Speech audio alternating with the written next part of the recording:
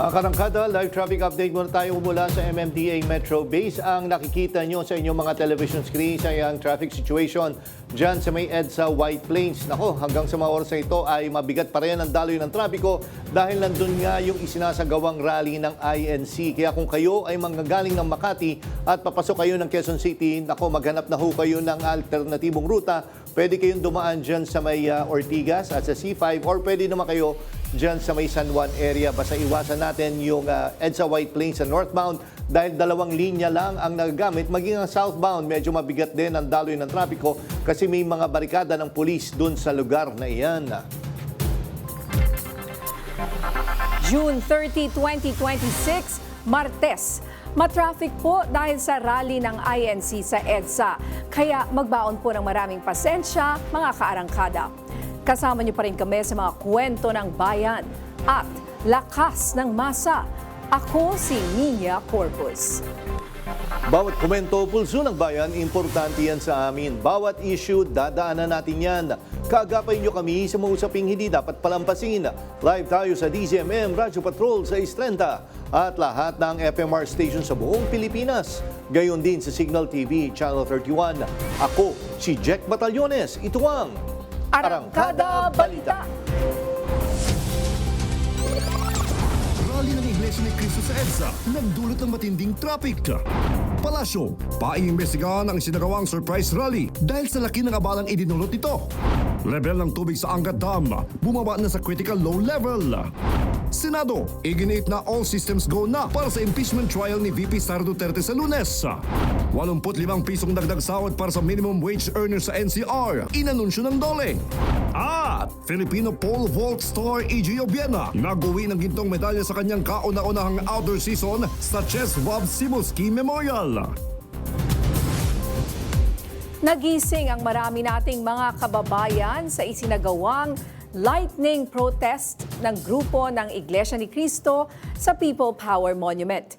Marami sa mga kababayan natin ang na-late sa opisina, na stranded o naglakad na lang dahil tumukod trapiko ng isara ang White Plains na northbound and southbound.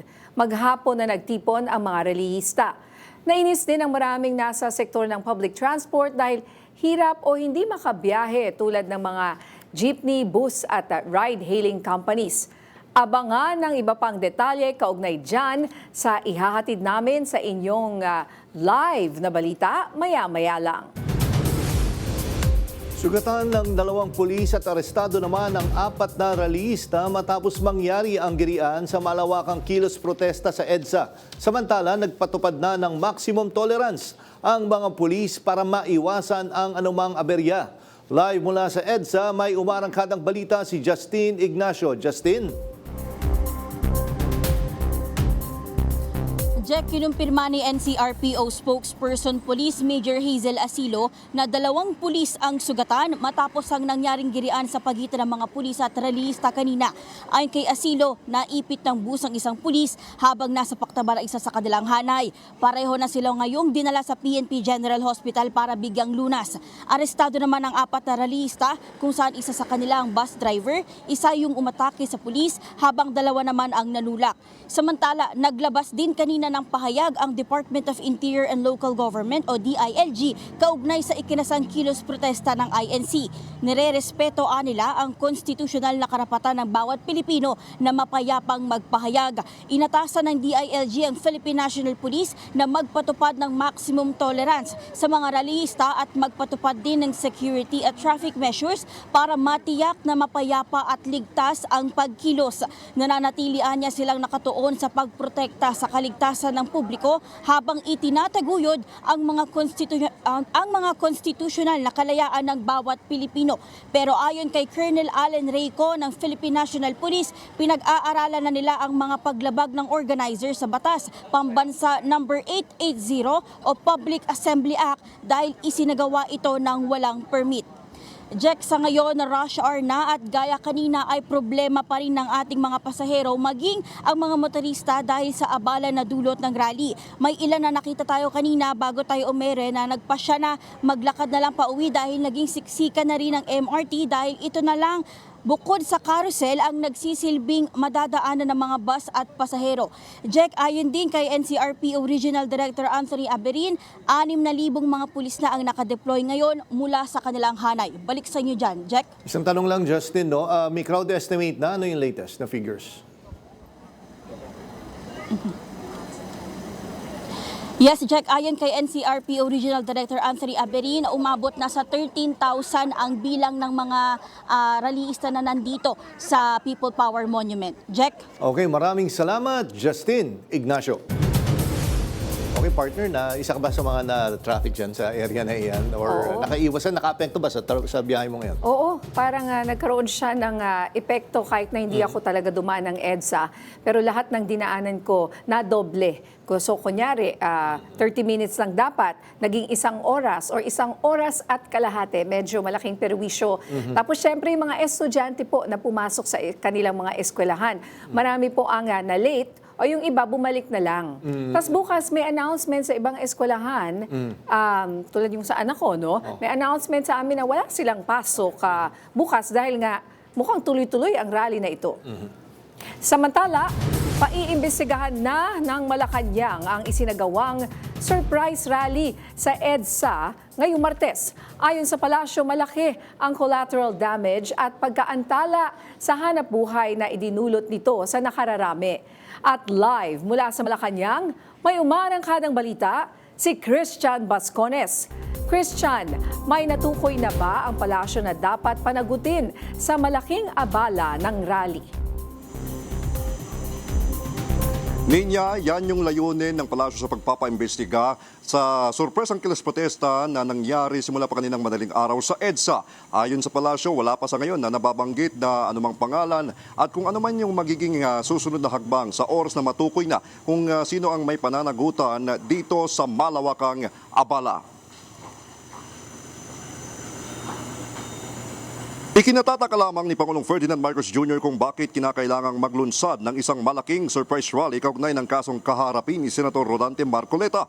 Ayon kay Palace Press Officer, Communications Undersecretary Claire Castro, mula sa Malacanang, minomonitor ng Pangulo ang sitwasyon at nagbigay ng direktiba sa mga ahensya na magpatupad ng maximum tolerance habang tinitiyak ang kaayusan at kaligtasan ng publiko. Nirerespeto aniya ng pamahalaan ang kalayaan sa pagpapahayag at mapayapang pagtitipon. Ngunit, ikinokonsidera bilang isang uri ng abuso sa karapatan ang naidulot ng matinding perwisyo sa walang kinalaman sa protesta.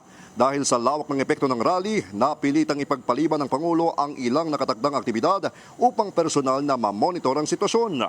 Nag-ugat ang protesta sa nakambang pagsasampa ng plunder case laban kay Senator Rodante Marcoleta, kung saan iginiit ng palasyo na hindi hawak ng Pangulo ang desisyon ng Ombudsman at hindi siya nakikialam sa mga kasong isinampa. Dagdag ng Malacanang, mas mainam na sa hustisya idaan ang mga usapin at hindi sa mga pagkilos na nagdudulot ng malaking abala sa publiko. Tinugunan naman ng Malacanang ang paratang na selective justice at sinabing mula pa noon ay walang pinipili ang administrasyon sa pagpapanagot sa mga nasasangkot sa anomalya kahit pa mga naging kaalyado nito.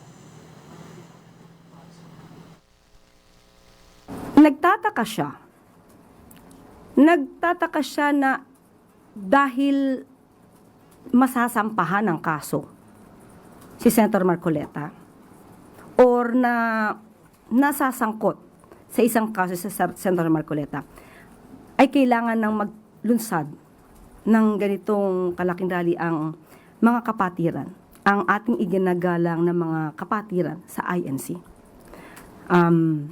But still, ang Pangulo po ay nakikinig, iginagalang sila. Ang tangi lamang niyang hiling ay igalang natin lahat yung mga naaapektuhan na dapat ay hindi naaapektuhan.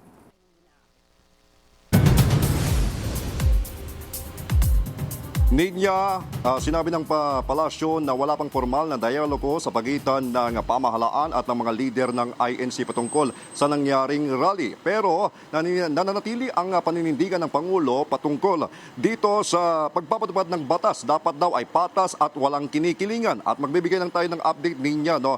Nakatanggap na yung informasyon na naging mas mahigpit ang pagpapatupad ng seguridad sa palibot ng Malacanang upang matiyak din ang kaayusan at seguridad ng mga naninirahan dito sa loob ng compound. Yan muna ang latest mula sa Malacanang. Balik sa iyo, Ninya. Maraming salamat, Christian Bascones. Sa ibang balita, buwaba na sa critical low level na 160 meters ang tubig sa Angat Dam. Ayon sa Pag-asa, naitala ngayong araw sa 159.95 meters ang level ng tubig sa Angat Dam na mas mababa pa sa critical level nito na inaasahan. Ito ay matapos mawalan ng 0.76 meters ang reservoir mula noong ng mga nakaraang araw. Dahil dito, posibleng mabawasan o magkaroon ng water interruptions sa mga lugar na pinagseserbisyuhan ng Maynilad at Manila Water. Mataas ang tsansang maging bagyo ang binabantayang low pressure area sa loob ng Philippine Area of Responsibility. Ayon sa Pag-asa, maaaring maging tropical depression sa susunod na 24 na oras ang LPA na huling namataan sa karagatan ng Romblon. May dala itong maulap na kalangitan na may kalat-kalat na pag-ulan sa Metro Manila, Visayas, Calabarzon, Bicol, Occidental at Oriental Mindoro, Marinduque at Romblon. Southwest monsoon naman ang nagpapaulan sa Palawan, habang localized thunderstorm ang nakakaapekto sa iba pang bahagi ng bansa. Marami pang maiinit na balita sa pagbabalik na Arangkada Balita.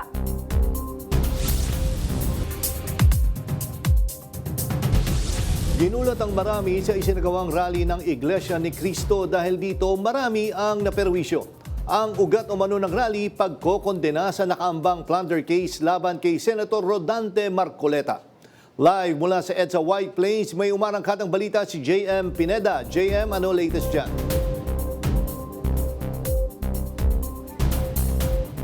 Yes, Ninya, sa ngayon nga ay patuloy pa rin nagsasagawa ng programa ang Iglesia ni Cristo dito sa kahabaan ng People Power Monument dito sa EDSA White Plains. Simula pa nga yan kaninang umaga at ang resulta nga niyan ay dun sa kahabaan ng EDSA ay medyo mahaba-haba na yung traffic, pati yung ibang mga kababayan natin na nagko-commute ngayong rush hour ay inabot na rin ng paglalakad doon sa layers na yun. At kanina nga ay nakita natin yung ilang mga personalidad na dumalo dito sa kanilang pagtitipon. Kasama na nga dyan si Senator Alan Peter Cayetano, pati na rin si Congressman Leandro Libiste, pati na rin si dating Congressman Mike Defensor.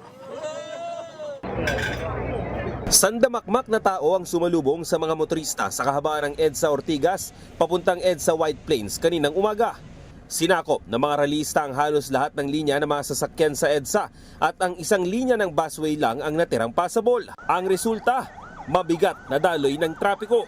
Pasado alas 11 ng isa-isang inilipat na mga tauhan ng Metropolitan Manila Development Authority o MMDA ang mga concrete barriers para masakop ang 2 lanes ng EDSA at makadaan ng mga motorista. Pero sa kabila niyan, doble dagok pa rin para sa mga pasahero at mga motorista ang bigat ng daloy ng trapiko.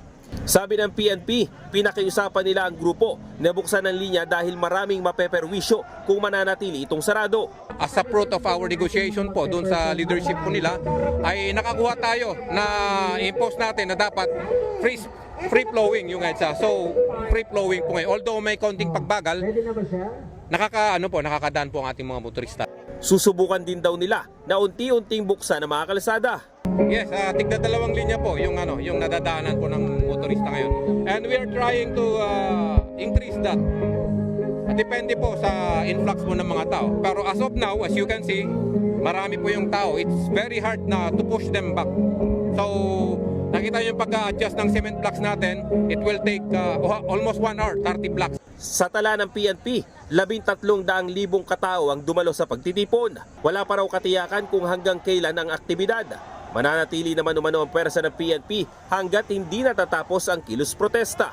Ngayong hapon, naging pahirapan pa rin sa mga commuters ang pagsakay nila sa baradong kalsada.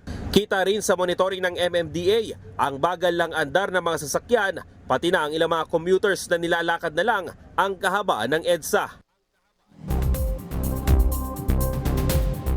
Jack, itong mismong kinatatayuan ko ay supposedly dapat ito ay nadadaanan ng mga motorista. Pero kung nakikita nyo sa aking likuran ngayon, ay maraming mga nakapark na mga sasakyan at itong mga nasa likod na yan ay mga sasakyan yan ng mga miyembro ng INC at sa ngayon nga ay yung iba nakikita natin nagsisilabasan na dito sa kahabaan ng White Plains pero meron pa nga ring mga miyembro ng INC na nanatili dito at sinabi nga nila kanina na hanggat patuloy silang magsasagawa ng mga programa dito sa People Power Monument. Hindi lang natin naririnig pero doon sa dulo, Jack, nandun yung pinaka-stage nila at nandoon yung programa na isinasagawa nila. Katabi lang yun mismo ng People Power Monument at nandun yung pumupunta yung mga special guest nila na kung saan doon nagpe-perform, doon nagsasalita yung iba't ibang mga kongresista, pati rin yung mga senators, ay nandoon at doon din nagtitipon-tipon yung mga tao kung saan halos 3 linya ng EDSA nga yung nasasakop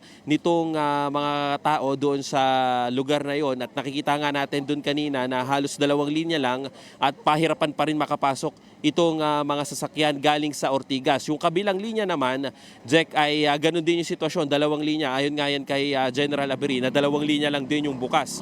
Kaya yung mga galing sa Quezon City papuntang Makati, sobrang traffic pa rin hanggang sa ngayon at especially rush hour ngayon. Kaya panigurado ay bumper to bumper itong daloy ng trapiko. Pati yung mga galing Makati, galing Pasay, Pasig, papuntang Quezon City, ganun din yung sitwasyon. Yan muna latest, balik sa Jack. Maraming salamat, JM Pineda.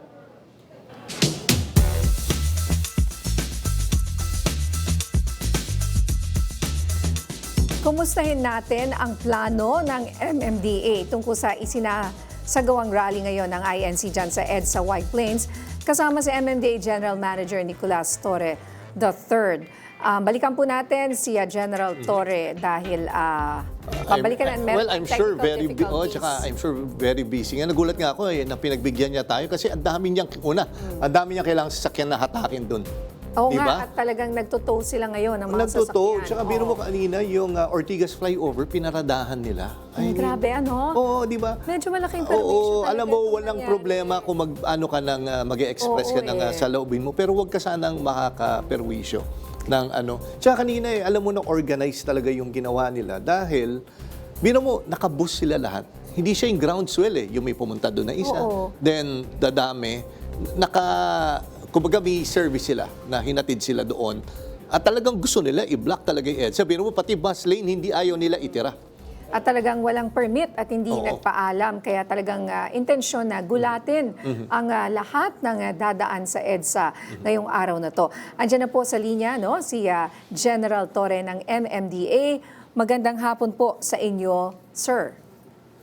Magandang hapon, ma'am, at magandang hapon sa inyo mga tagapakinig. Okay, GM Torre, paano po kayo ginulat ditong rally ng INC kaninang umaga? Well, madaling araw, may mga na-detect namin na kakaibang galaw na pupunta rito sa People Power Monument. Kaya in-raise na namin ang alarm. At meron kaming prior information na meron ng ganitong posibleng mangyari at na-confirm lang kanina madaling araw nang nagsidatingan na itong mga tao na to. Opo.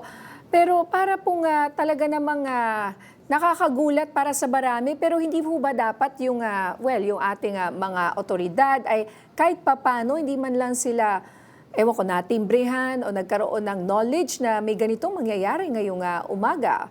Hanggang ngayon, traffic pa rin. Opo.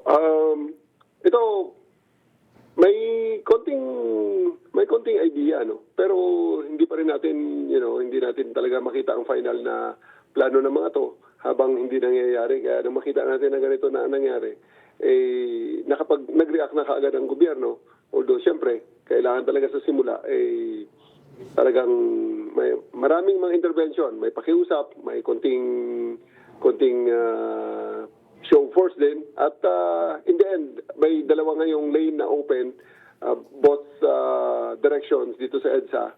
Yung northbound dalawa ay open at ang southbound naman ay dalawa rin hanggang People Power Monument at naging isa na lang magme-merge dahil ina-adjust na natin ang mga barriers ng bus lane para maging 2 lanes ang protected lane natin. Opo. So sa ngayon po, ano po ang itsura ngayon ng EDSA? Ano po yung mga pwedeng daanan? So yung mga balak or dadaan dyan ngayon sa mga oras na ito ay meron naman po ba silang madadaanan? At kumusta po yung traffic? May madadaanan po, pero talagang bumper to bumper ito. Kasi nga, dati naman kasing 8 lanes, pero sa ngayon, 2 lanes na lang ang nagagamit sa each way. Kaya talagang maraming pasensya ang kailangan ng ating mga kababayan na dadaan dito. Pero ang better na alternatibo is iwasan na lang talaga all throughout itong kalsada dito. Kasi meron namang mga nakikita natin, ang ibang mga areas naman, maluwag naman. C5, yung mga ibang mga inner roads ay maluwag naman. Ito lang talaga ang naapektuhan, itong EDSA. Oo nga po. So, ano po ba yung nangyari kanina dyan? Pwede niyo po bang ikwento sa amin at i-describe yung mga bigla na lang daw may mga pumaradang, mga sasakyan at hinarang ang daan dyan po sa EDSA? Ano po ba yung mga nangyari? Anong po mga sasakyan ito? May nakita kami mga bus. Gaano po yung kadami? At balita ko nga po ay pinato nyo sila. Ang ilan sa mga sasakyan na to? Marami kasi rito, mga private buses na sinarter ng grupo. Ang nangunguna talaga rito na nakikita natin, yung New Era University buses, may 6 tayong nakikita na nandito talaga sa harap ng stage, sa harap mismo ng People Power Monument.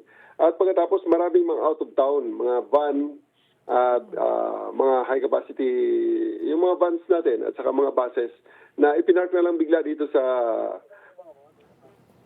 Opo. GM Torre? Yes. Tapos, ang sinasabi is magja-jogging. May mga ganun eh. May mga tanong namin kanina kung ano mangyayari. Magja-jogging na daw at may mga activities. At pagkatapos, nakita na lang natin nung umaga na, nagtatayo na ng stage. So, at dumami na sila.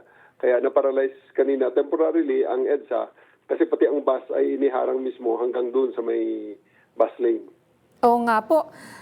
So pag ganito po ba, di ba, no permit, no rally at talagang dapat hulihin, di ba, ang mga ito or paalisin kapag ganyan po, di ba, kasi kung iba rin yan, ganun rin dapat yung gagawin. Yun naman po talaga ang understanding ng marami tungkol dyan. Opo, talaga namang no permit, no rally po ito. Kaya hinahanapan natin ng resolution na amicable sa lahat. At mukhang sa ngayon naman ay may naging resulta naman ang pag-uusap. Dahil kanina nga, sinubukan nating mag-tow na at talaga namang nagkakagulo. Pero tinuloy pa rin natin ang pagtutow.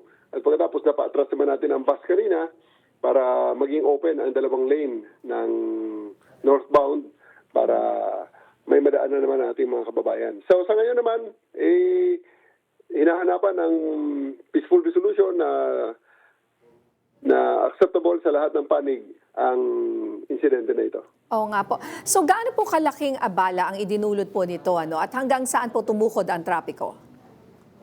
Kanina po, sa height nito, abot ho hanggang West Avenue, hanggang Timog, dyan, sa may isang TV station dyan, lampas ng Kamuning. Pagkatapos, yung mga northbound naman, abot po kanina hanggang EDSA Orense, hanggang lampas ng Guadalupe yung traffic kanina. Okay. At plano po ata ng grupo na ilang araw sila magrarally. Ano po ang inyong info dyan, no? Hanggang kailan po ang rally? At ano po ang plano ng MMDA dito? May mga pag-uusap po na nangyari. Pwede bang pakitanong ang local government ng Quezon City plus ang PNP sapagkat sigurado ako na meron silang update dyan. Hindi ko lang alam kung hanggang saan ang kanilang authorized na i-release sa media. Kaya i-redirect ko kayo sa kanila kasi may mga compromise or may mga agreements na naabot po kanina sa pag-uusap na ito. So, pakitanong na lang po sa kanila kung ano ang i-release nila. Opo, pero kung nagtuloy-tuloy po itong rally, ano po ang gagawin ng MMDA? Ay, hindi ho po pwede kasi na titigil ang gobyerno o titigil ang ekonomiya natin dahil may nagrarally. So, kailangan po natin talaga mapanatili na dumadaloy ang trapiko, tuloy ang gobyerno, tuloy ang trabaho para lahat naman. Marinig natin ang kanilang kailangan, marinig natin ang kanilang mga boses, pero at the end of the day, dapat din natin i-consider ang interest ng nakararami. Alright, maraming salamat.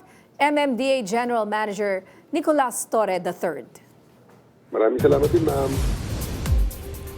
Kasabay ng isinasagawang kilos protesta sa Metro Manila, humarap sa media ngayong araw ang Office of the Ombudsman para magbigay linaw tungkol sa idinadaing ng mga rallyista. Yan ang umarangkadang balita ni Mari Ocampo live. Mari? Nga ipinaliwanag na ng Office of the Ombudsman itong pinag-ugatan ng investigasyon pati na rin ang potensyal na kaso laban kay Senator Rodante Marcoleta. You say, negligent of me to say it right now kung ano talaga yung theory. Pinabulaanan ni Assistant Ombudsman Miko Clavano ang argumento ng ilang taga-suporta ni Senador Rodante Marcoleta na hindi maaring maharap sa kasong plunder ang senador dahil pribadong campaign donations ang tinanggap nito.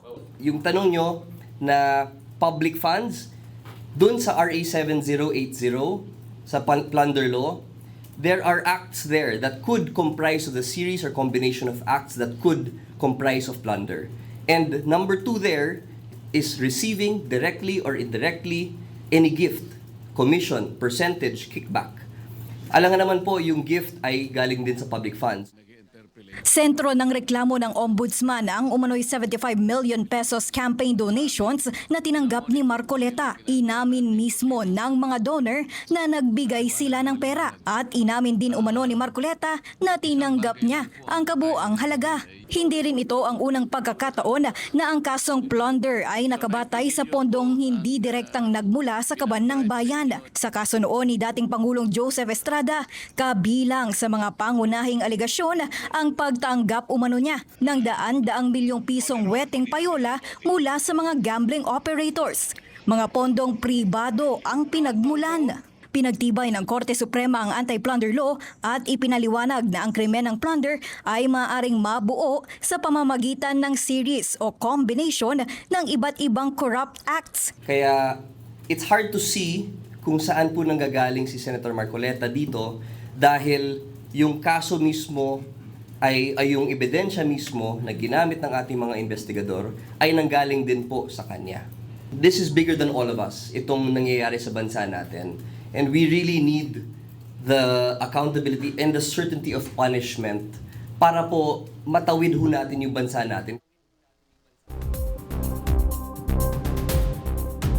Ninya, wala ngang eksaktong araw kung kailan maisasampa itong kaso laban kay Senator Marcoleta.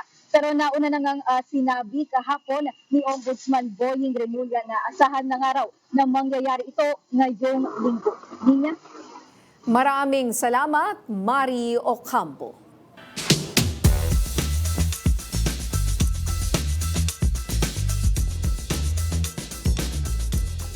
Sa puntong ito, makausap natin ang political analyst, dating mambabatas at propesor sa UP College of Law na si Attorney Barry Gutierrez. Magandang gabi, Attorney Barry, at welcome back po sa Arangkada Balita. Magandang gabi, Sir Jack, at magandang gabi sa ating mga tagapakinig. Attorney Barry, isa ka ba sa mga na-traffic ngayong araw? Grabe, hindi ako umabot sa aking TV program kaninang umaga sa sobrang traffic.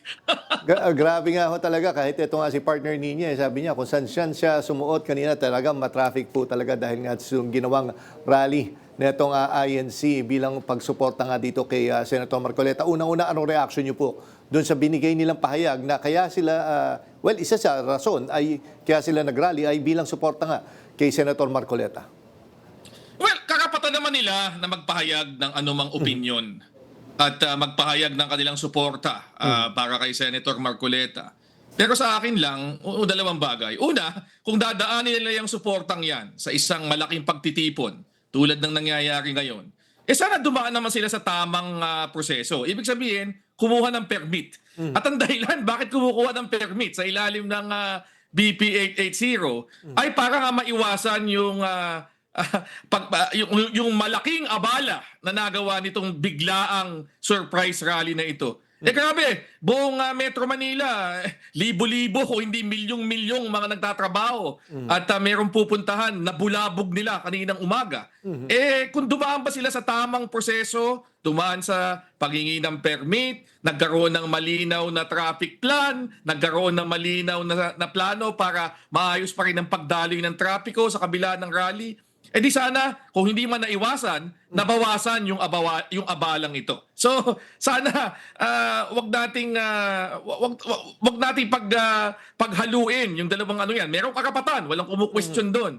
Pero dapat dinadaan sa tamang proseso at tamang paraan. Kasi ang ayaw naman natin dito, malabag naman yung karapatan ng ibang taong nananahimik na gusto lang dumating sa trabaho nila ng maayos na oras, hindi ba? Oo nga, tsaka attorney, kung matatanda natin, marami naman actually active naman ng INC pagdating sa ganyan. Nagsasagawa sila ng mga prayer rally or peace rally. Diyan sa, I think yung sa may Luneta or Quirino Grandstand. I mean, hindi ko maintindihan na pwede rin naman sa lugar na iyon, malawak at hindi sila makakaabala. Oo nga hindi ko maintindihan bakit ito ang pinili nilang paraan at mukhang biglaan talaga. Hindi ko alam kung totoo yung mga umiikot na mga screenshot na parang sinasabi na talagang sinadya na maging biglaan ito, parang surprise rally. Kung ganun kasi, maling-mali talaga yon. At kung totoo din yung mga balita na meron sadyang pagharang, may mga sasakyan yata na bus na pinarada pati sa bus EDSA carousel. para Opo. pangharang. Oo, at napilitan pang hilahin ng MMDA. Yun naman, mali na yun. Di ba? Kasi okay naman na magpahayag kayo ng inyong opinion, okay naman na mag-rally kayo, pero wag naman yung sa paraan na sadya nang aabala At yung panghaharang sa EDSA at sa iba pang mga daluyan ng trapiko, ano na yan obstruction na yan talaga sa kalsada at hindi na sana dapat nauwi sa ganyan. At sana sa lalong madaling panahon, mabigyan na ng solusyon itong problemang ito dahil ang laking abala talaga sa ating mga kababayang wala namang kinalaman dito sa kanilang pinapahayag ngayong araw na ito. And Attorney Barry, balikan nga natin yung sinasabing pinag-ugatan nito. Ito yung plunder case nga na planong isampa ng Office of the Ombudsman kay Senator Marcoleta. Pwede ho siguro masariwa or para maintindihan ng mga nanonood ngayon. Linawin nga po natin paano naging plunder yung sinasabing 75 million pesos na campaign donation na tinanggap po ni Senator Marcoleta. Okay, malinaw naman kasi dito ang pinagbabatayan yung sinabi mismo ni Senator Marcoleta. Inamin niya na tumanggap siya ng 75 million na donasyon. Ngayon, wag natin kalimutan, ang ugat nito, una, kinwestiyon. Bakit meron kang expenses sa iyong statement of contributions and expenses sa eleksyon na parang lagpas-lagpas dun sa iyong deklaradong pera sa SALN? Sa SALN. Lagpas daw. Para yung ginastos siya sa eleksyon, mas malaki sa sarili niyang pera. At wala siyang dineclare ng mga donation sa kanyang sose. So, ang naging paliwanag niya, hindi. Kasi binigyan ako ng 75 million, hindi ko sinulat dyan kasi tinanggap ko, hindi pa nagsisimula ang campaign period.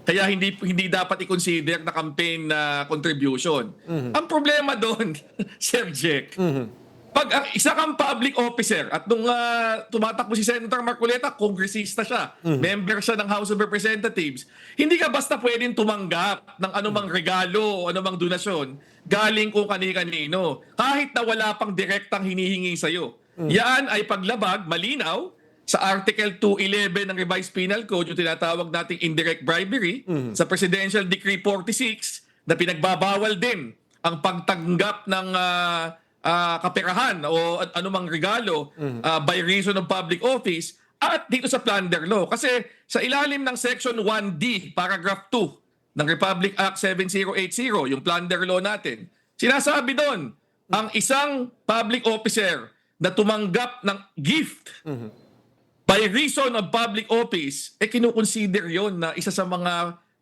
akto na maaring makonsider na plunder. At dahil sa kasong ito, yung 75 million, 3 gives yata, di ba? 3 tao yung umamin na sila yung nagbigay ng amount na totaling 75 million. Pwede nang i-consider yan na tinatawag nating series. Ibig sabihin, sunod-sunod na akto na nagtototal ng mahigit 50 million pesos at yun ang definisyon ng plunder. So ako, para sa akin, malinaw na merong batayan dito ang ombudsman. Malinaw na ang pinagbabatayan, yung sinabi mismo ni Senator Marcoleta. Ngayon, of course, may karapatan siyang harapin ito sa korte. Hindi pa naman siya convicted dito eh. Kakasuhan pa lang naman siya eh. Kung ano mang depensa ang gusto niyang gawin, pwede naman. Pero kung ang tanong lang, meron bang batayan? Eh malinaw meron dahil siya mismo nagbigay ng batayan eh. Para dito sa plunder case na ito eh. O nga, siya po mismo, di ba nga, yung sa interview dun sa channel po nila, ay Tama. dun niya mismo sinabi yung statement na yan. Tama. At ako yun yung yun ang hindi dapat makalimutan ng ating mga kababayan dito. Ang batayan nitong kasong ito, hindi naman hinugot galing sa ere. Nanggaling ito mismo sa kanyang binitawang salita. Nanggaling din ito sa mga salita ng mga taong nagbigay. Kasama na si dating Congressman Mike Defensor na umamin na dun sa 75 million na yun, 30 million yata galing sa kanya. So, ibig sabihin, sila mismo nagsasabi na nagbigay sila ng pera kay kay dating congressman panong panahon na yon, Marcoleta, at para malinaw sa ilalim ng ating batas, bawal 'yun. At yung 75 million hindi yung barya. Ang salin ni Senator Marcoleta nung 2025, 51 million. Eh kung 75 yung halaga na yan, mahigit 144% yan sa kanyang net worth. So, di ba? Hindi ito maliit na halaga. So, bawal talaga. Di ba na kung ikaw ay public official, tatanggap ka niyang ganyang kalaking halaga bilang regalo. Di ba? Kasi nga, ang iniiwasan ng batas dito, yung bibigyan ng pera, supposedly walang hinihingi, pero dahil sa laki naman at sa halaga nung binibigay sa'yo, magkakaroon ka ng utang na loob doon sa tao. Kaya pinagbabawal yan. Okay. Isang tanong na lang po, Attorney Barry. No? Marami din nagsasabi sa social media, hindi lang naman ito talaga para bilang suporta kay Senator Marcoleta. Marami nagsasabi dahil palapit na tayo sa Monday, which is yung start ng impeachment trial. Sinasabi nila, parang tinetest na nila na kung yung rally na ito ay pwede nilang pahabain or uulitin nila during impeachment trial. Ano po ang basa nyo dyan? Well, sa dulo, kung gusto nilang mag-rally dahil para sa impeachment, again, wala namang pumipigil sa kanila, karapatan nila yan. Pero daanin natin sa maayos. At pangalawa, at ito yung siguro importanteng i-emphasize natin dito, iba yung rally na nagpapahayag ka ng inyong posisyon, ng inyong opinion. Doon sa ginagamit mo yung rally para i-pressure na yung ating mga institusyon na wag kumilos. Halimbawa, dito sa kaso ni Senator Marcoleta, ibang usapan yung nagpapahayag ka lang ng inyong suporta, ibang usapan kung pananakot na ito para wag ituloy yung kaso sa kanya. Dahil hindi naman pwede yung ganon. Hindi naman porke kaya ko magdala ng ilang libong tao para magprotesta, hindi na dapat ituluyan yung kaso sa isang taong sa mismo ang umamin dito. Gayon din doon kay VP Sara Duterte. Dumaan sa tamang proseso sa House of Representatives, nagkaroon ng butuhan, at ayon sa mga survey, 67% ng mga Pilipino sumusuporta doon sa pagpapatuloy ng impeachment trial.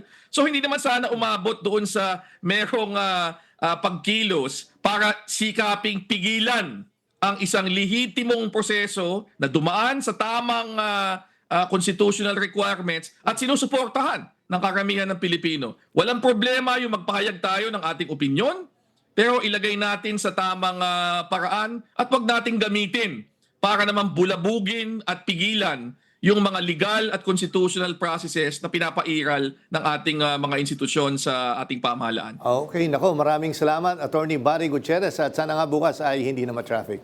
Maraming salamat, sir. Sana nga, Sir Jack! Mabuhay po kayo, sir. Buhay din kayo.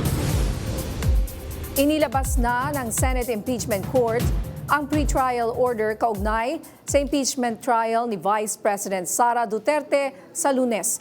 Laman nito ang mga detalye para sa gagawing paglilitis.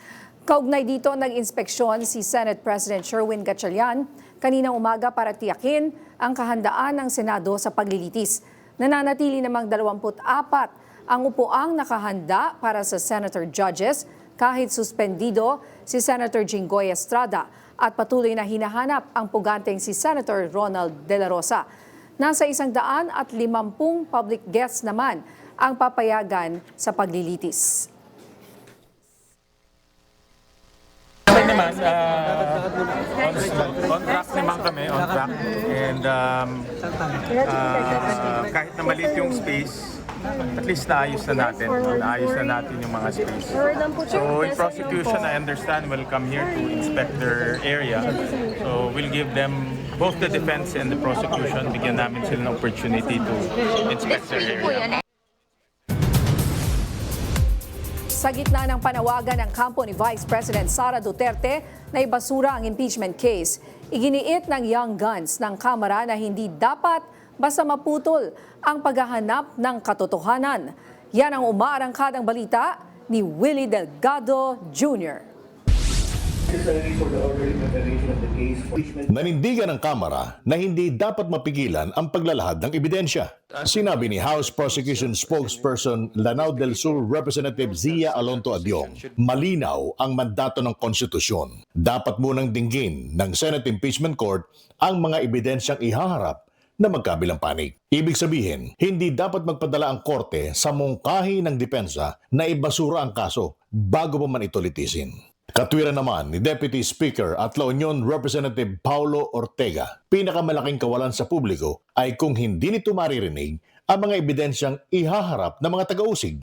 Para naman kay Deputy Speaker at Zambales Representative J. Conggun, ipagpaliban muna ng publiko ang paghusga hanggat hindi pa natatapos ang presentasyon ng magkabilang panig.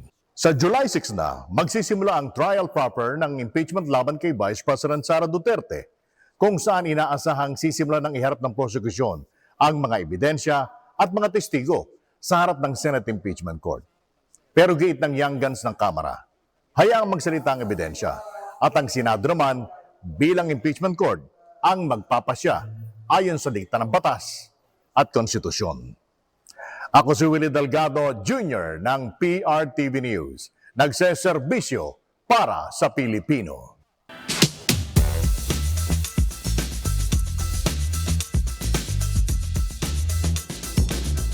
Ilang tulog na lang at magsisimula na ang paglilitis sa impeachment ni Vice President Sara Duterte. Karagdagang 5 ng private prosecutors ang makasama ng House Prosecution Panel. Makausap natin ngayon ang isa sa mga bagong private prosecutors na si Attorney Reynaldo Robles, founding at managing partner ng Chan Robles and Associates. Magandang gabi at welcome po dito sa Arangkada Balita, Attorney Robles.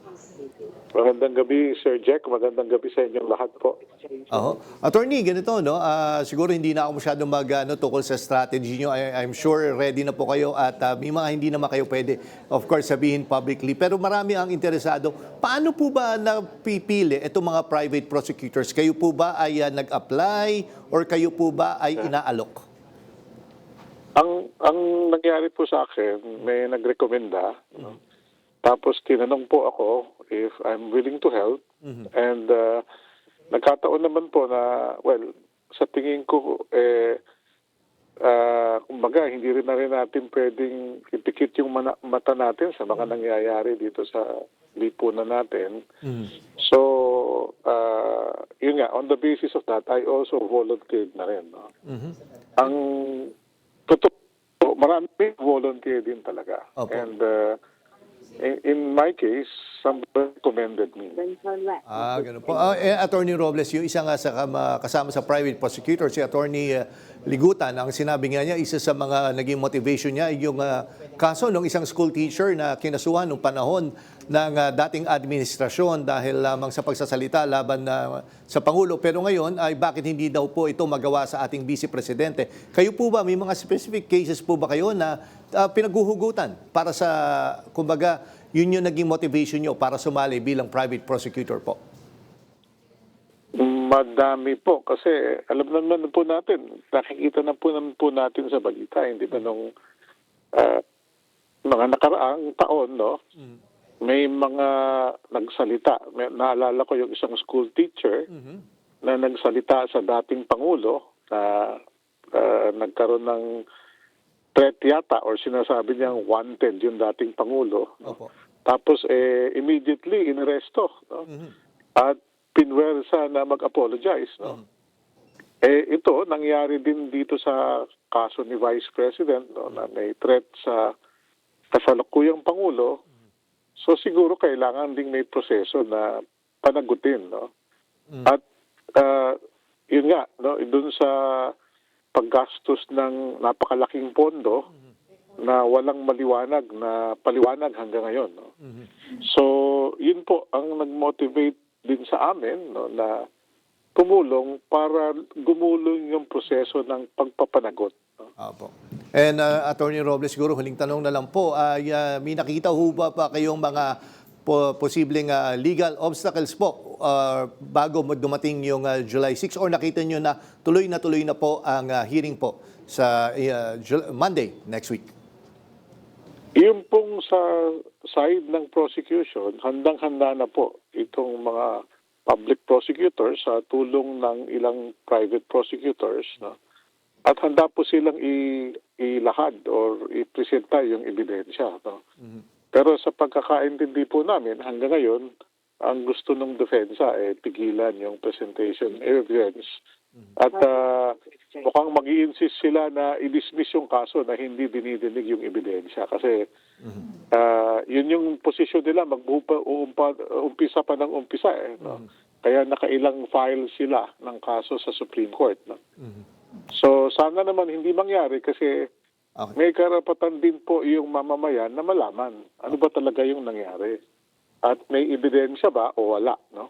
Okay. So para rin sa Vice President kasi para rin ma-clear niya yung pangalan niya kung talagang walang ebidensya. Okay, nako, maraming salamat po sa panahon na binigay nyo dito sa Arangkada Balita, Attorney Reynaldo Robles. Magandang gabi po at good luck po next week, Attorney. Thank you very much, Sir Jack. Maraming salamat po sa inyong tagapakinig.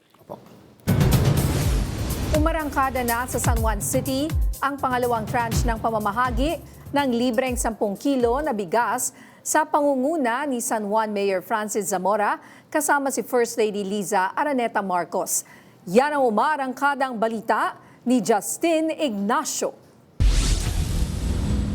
Nagpatuloy ang bawat bayan makikinabang rice distribution sa lungsod ng San Juan na pinangunahan ni Mayor Francis Zamora. Present sa pamamahagi ng bigas si First Lady Liza Araneta Marcos. Just distribute rice. Maraming salamat po. Sama-sama tayo babangon muli. Mismong ang First Lady ang nag-abot ng libreng 10 kilong bigas sa mga senior citizen kaninang umaga matapos ang kanyang mensahe. Nakipagkwentuhan din siya sa mga senior citizen. At kinantahan din ang isa sa mga senior citizen na ipinagdiriwang ang kanyang kaarawan ngayong araw. Humiling din siya ng cake kay Mayor Zamora para sa senior citizen. Sa pamamagitan ng Local Government Support Fund, naging posible ang naturang programa. At ito na ang pangalawa sa 4 na wave ng distribusyon ngayong taon. Actually sa lungsod ng San Juan po, base sa pondong ibinaba sa atin, 8,898 beneficiaries po tayo at yan po ay puro mga senior citizens. Ayon kay Zamora, 21 million pesos ang pondong ibinaba sa kanila. Napakalaki pong tulong. Marami po kami sa pamilya, 7 po kami. Siyempre, malaking bagay po ito para sa amin. Ayon kay Mayor Zamora, ipagpapatuloy ang pamamahagi ng bigas sa natitira pang higit 4,000 benepisyaryo sa susunod na linggo. Ako, si Justin Ignacio ng PRTV News, nagseserbisyo para sa Pilipino. Good news sa mga manggagawa, magkakaroon ng 85 pesos na dagdag sahod ang mga minimum wage earners sa Metro Manila. Ayon kay Labor Secretary Francis Tolentino, ipatutupad ang 60 pesos na dagdag sahod sa July 19 at 25 pesos naman sa January 2027. Aakyat ng minimum wage sa Metro Manila mula 695 pesos hanggang mapupunta ito ng 780 pesos kada araw para sa mga non-agricultural workers. Samantala, para sa mga empleyado ng agriculture, service at retail establishments na may 10 manggagawa o mas kaunti at maliliit na manufacturing firms, tataas ang arawang sahod mula 658 pesos hanggang 743 pesos. Ayon kay Tolentino, ang dagdag sahod ay pagkilala sa sipag ng mga manggagawang Pilipino at bahagi ng layunin ng pamahalaan na magtaguyod ng mas makatarungang pasahod. Inilibing na ang isa sa 3 estudyanteng namatay sa campus shooting sa Tacloban City. Itinuturing siyang bayani dahil isinakripisyo niya ang kanyang buhay, mailigtas lang ang mga kaklase. Yan ang umaarangkadang balita ni Dan Kirk Riquez. Puno ng lungkot, pangungulila at sakit ang nararamdaman ng pamilya, kaibigan, kaklase at mga guro sa libing ng isa sa mga namatay sa pamamaril sa San Jose National High School noong nakaraang linggo. Itinuring na bayani si Chris Lawrence Fabian nang iligtas niya ang kanyang mga kaklase. Si Fabian ang estudyanteng ikakandado sana ang pinto ng classroom upang hindi makapasok ang student shooter pero nabaril siya. Hustisya.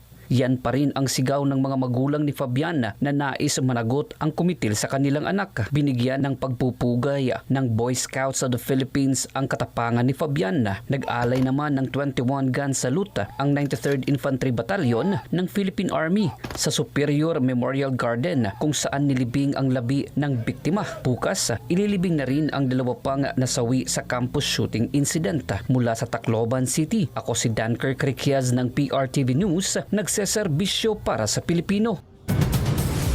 Naniniwala si dating House Speaker at Leyte Representative Martin Romualdez na dapat samahan ng agarang aksyon ang pakikiramay upang maiwasan maulit ang trahedya sa San Jose National High School.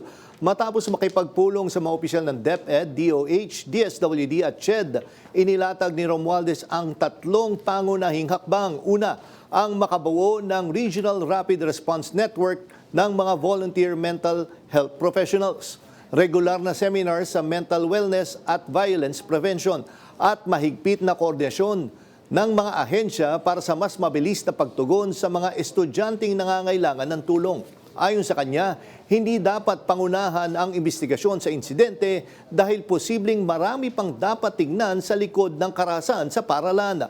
Para kay Romualdez, ang kaligtasan ng mga bata ay pananagutan ng buong komunidad.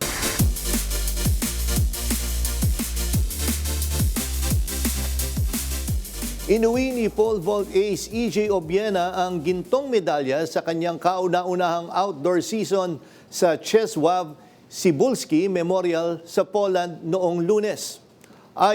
Tinalo ni Obiena ang British na si Owen Hurd at Italian na si Matteo Oliveri matapos makompleto ang pole vault jump sa taas na 5.72 meters. Bago ito, matagumpay din tinalo ni Obiena ang 5.40 meters at 5.60 meters.